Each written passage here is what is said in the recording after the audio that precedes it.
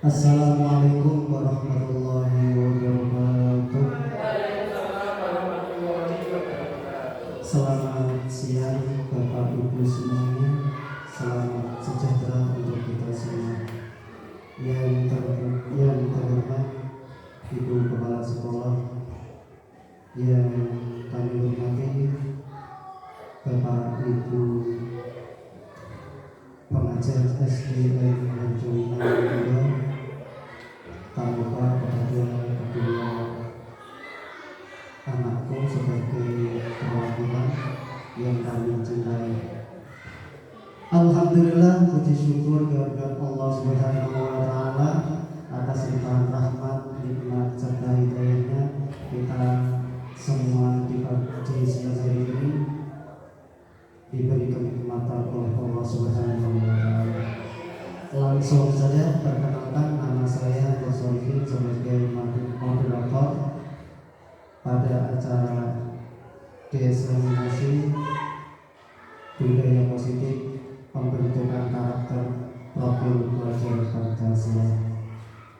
Mari kita buka acara kali ini dengan bacaan Bismillah bersama-sama. Bismillahirrahmanirrahim. Memasuki acara selanjutnya, yaitu pemaparan materi yang akan disampaikan oleh Ibu Endang Setiawati. Tempat kami persilahkan.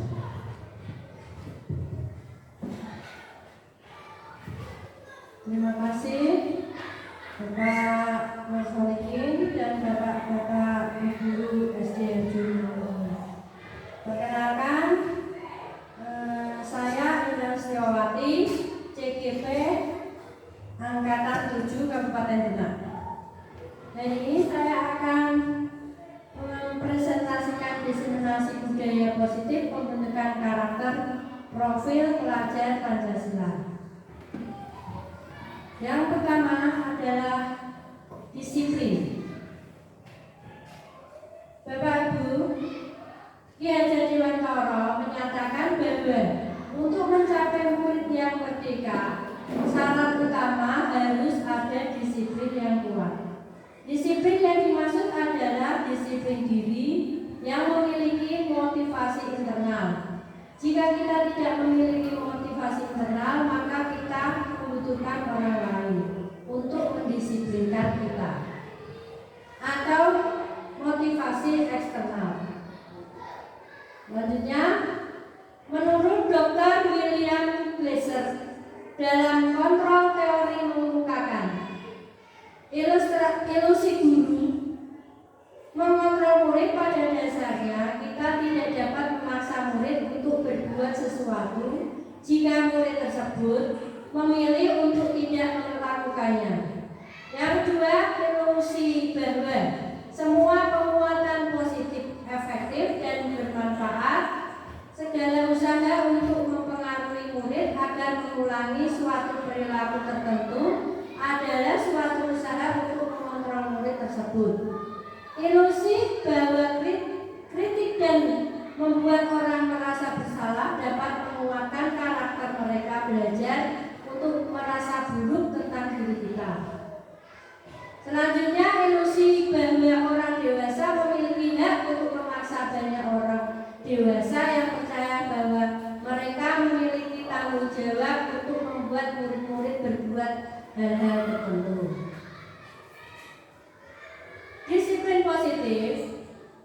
Dalam rangka menciptakan lingkungan positif, salah satu strategi yang perlu kita tinjau kembali adalah penerapan disiplin di sekolah kita. Disiplin positif yang merupakan unsur utama dalam terwujudnya budaya positif yang kita cita-citakan di sekolah kita. Pertanyaannya, apa sesungguhnya arti dari disiplin itu sendiri? Dan apa kaitannya dengan nilai-nilai kebajikan? Lanjut. Disiplin sebagai bentuk kontrol diri yaitu belajar untuk mengontrol diri agar dapat mencapai suatu tujuan mulia. Tujuan mulia dari penerapan disiplin positif adalah agar terbentuk murid-murid yang berkarakter, berdisiplin, santun, jujur, peduli, bertanggung jawab, dan merupakan pelajar sepanjang hayat sesuai standar kompetensi lulusan yang diharapkan. Lainnya, sedangkan nilai-nilai kebajikan universal, profil pelajar Pancasila: 1. Beriman dan bertakwa kepada Tuhan Yang Maha Esa dan berakhlak mulia. Yang kedua, mandiri. Yang ketiga, bernalar kritis.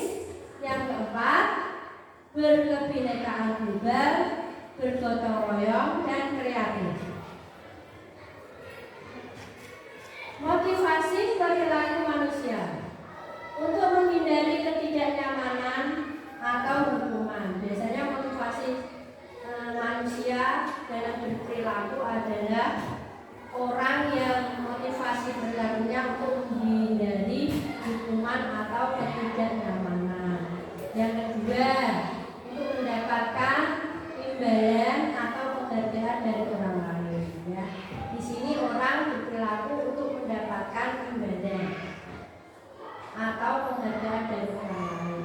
Selanjutnya, untuk menjadi orang yang mereka inginkan dan menghargai diri sendiri dengan nilai yang mereka percaya.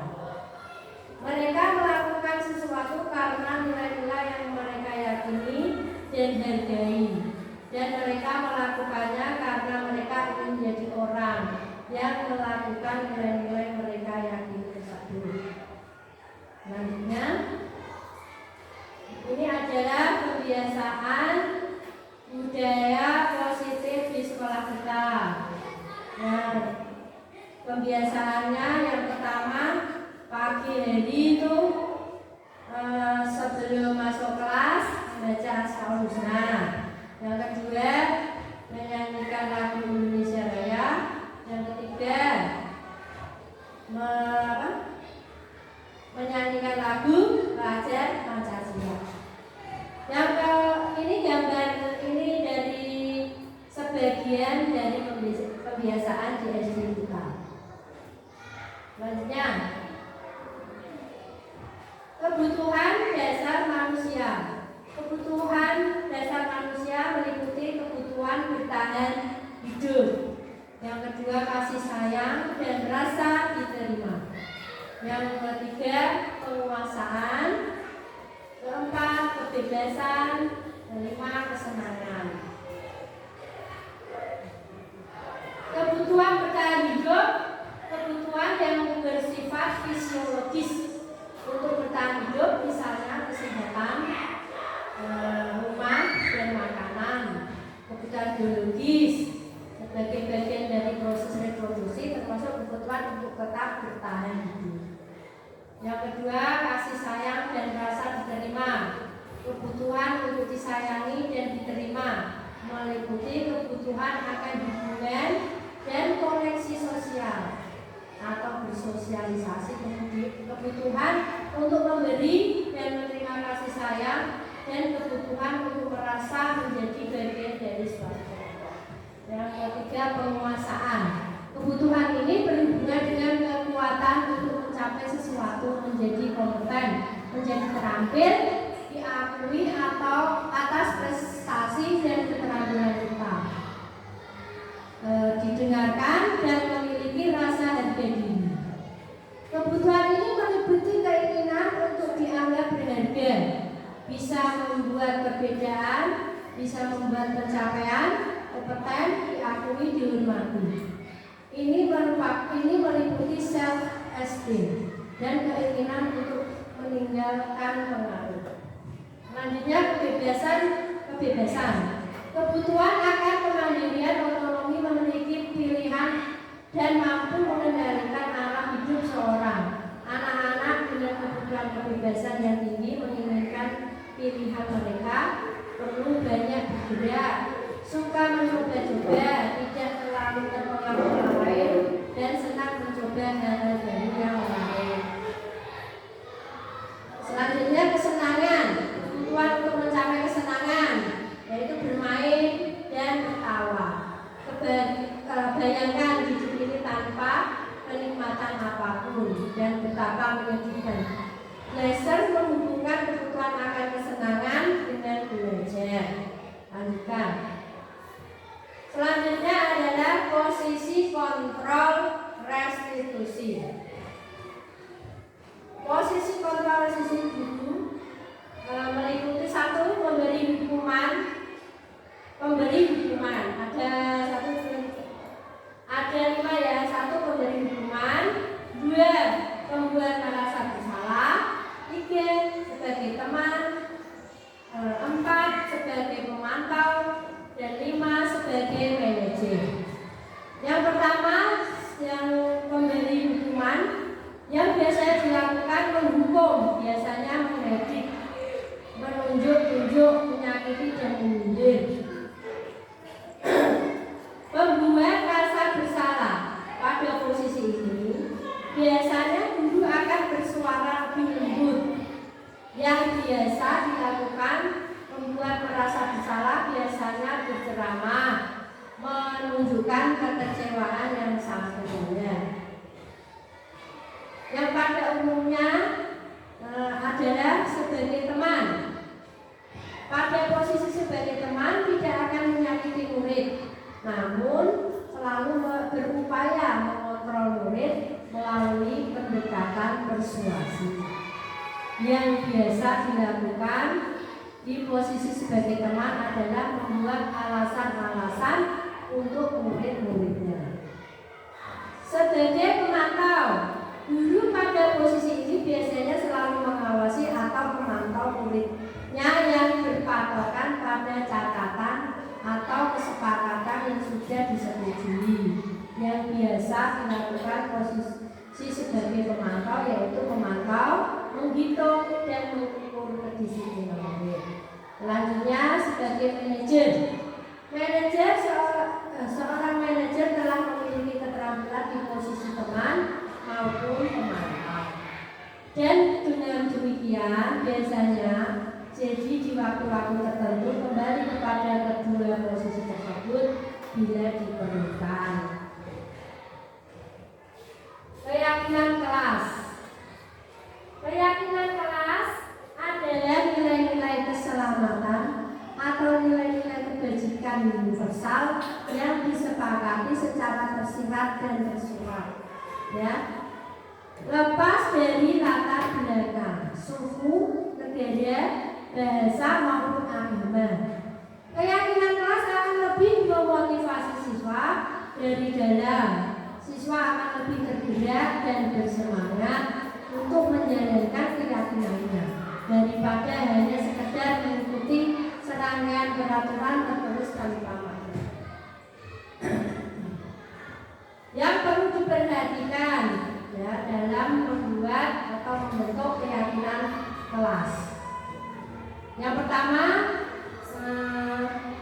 mempersilahkan siswa untuk mencurah pendapat tentang peraturan yang perlu disepakati di kelas atau di sekolah.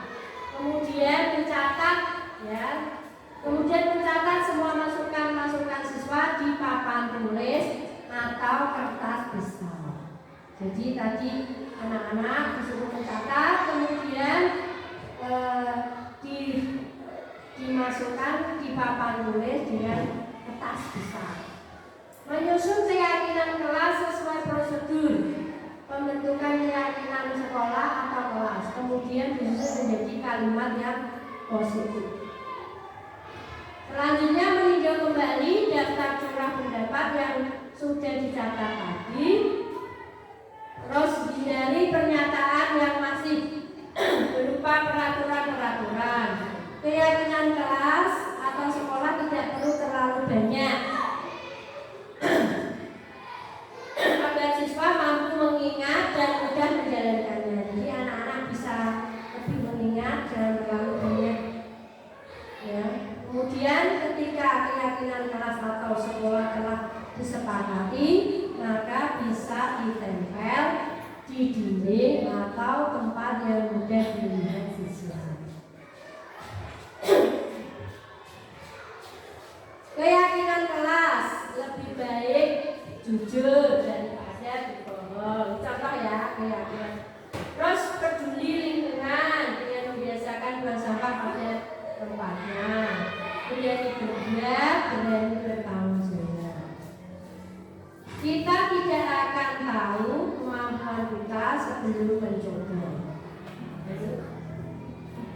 Selanjutnya adalah segitiga restitusi. Restitusi maksudnya proses penciptaan kondisi bagi murid untuk memperbaiki kesalahan mereka sehingga mereka bisa kembali pada kelompok dengan karakter yang lebih kuat. Segitiga restitusi merupakan tahap tindakan yang dilakukan guru untuk memperbaiki kesalahan. Yang selanjutnya adalah segitiga restitusi. Segitiga restitusi merupakan tahap tindakan yang dilakukan guru untuk membawa siswa menaati kesepakatan kelas yang dibuat tadi, yang telah ditetapkan dan mengakui secara sadar dan terbuka ketika melakukan kesalahan, serta merasakan kenyamanan.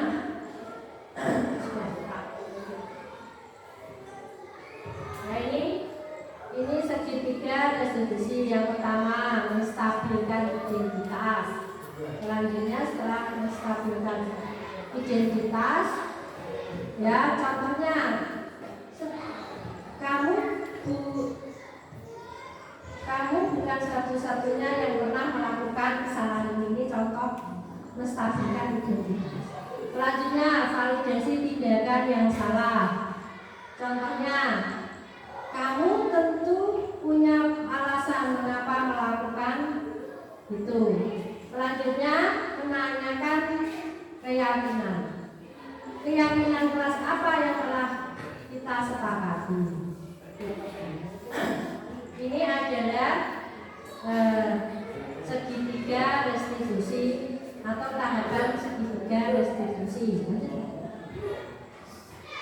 Penerapan segitiga restitusi. Pada waktu yang lalu saya telah menetapkan segitiga restitusi bersama murid saya. Itu bernama Alia Wairunisa. Dia melakukan telat masuk sekolah. Saya menanyakan dengan cara menggunakan segitiga restitusi, dan akhirnya anak tersebut sudah mengakui kesalahannya dan tidak akan mengulangnya kembali. Begitulah Bapak Ibu yang bisa saya sampaikan. Terima kasih. Wassalamualaikum warahmatullahi wabarakatuh.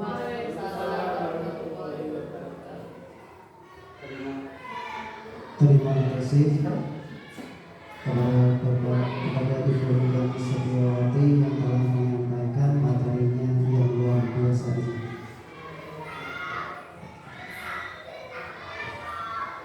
Bapak Ibu, apakah ada pertanyaan dari Bapak Ibu semuanya yang telah disampaikan dari Ibu Ridwan Setiawati? Kalau tidak ada, saya anggap cukup, berarti materinya bisa dikuasai.